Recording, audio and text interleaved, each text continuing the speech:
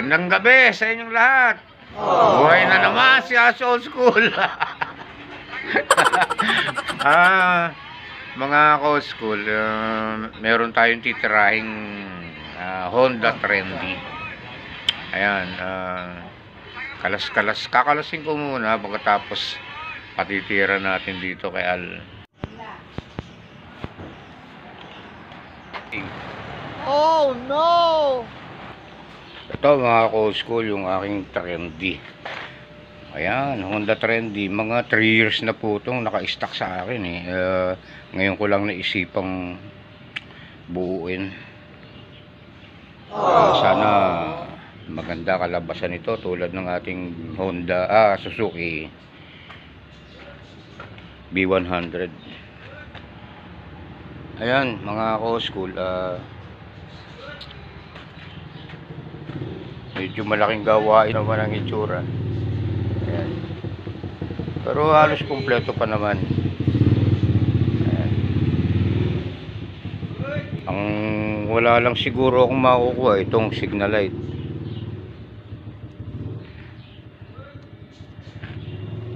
Ito nga, dito rin yung ibang parts. Ayan, kita nyo naman kalawang niyan. Ito yung tangke. Tapos meron siyang headlight, wala lang switch. Tapos ito yung sa harap niya. Tapos yung angkasan niya sa likod, ayan, kompleto yan. Chain cover. Tapos yung tapalodo. Tapos may basket pa siya, original. Ayan. So, yung kadena, ewan ko, nawawala. Madali na yun. Ayan yung ibang parts mga Old School. Oh. Kaya mabubuo natin to. Pipintahan lang natin to. Lilinisin. Tapos overhaul. Bahala na.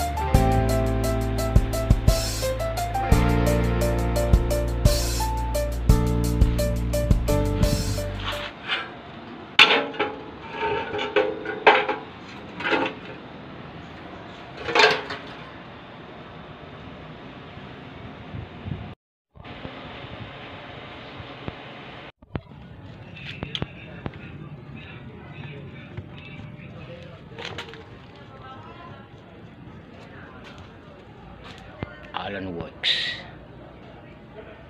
Ayos ba yan, Sir Alan? Yes. Under ba yan? O bebenta na natin sa junk shop? Pwedeng jump shop. Mabuhay. Buset! Ayan.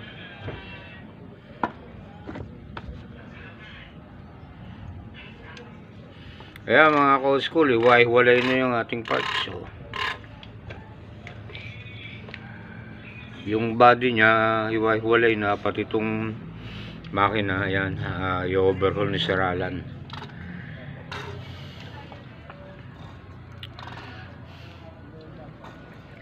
Yamalu, baka naman. Baka naman, meron kayo dyan mga lumang mantika. Pwede na rito kasi wala na kaming budget. Kaya pambili Yamalu. Ayan, restoration, Honda Trendy. Yes. So yun mga ko-school, abang-abang lang at mayayari din yung Honda Trendy na yan. Papakita ko sa inyo kung paano tayo mag-restore ng Honda Trendy. Yan, relax muna tayo. Marami tayong gagawin mamaya.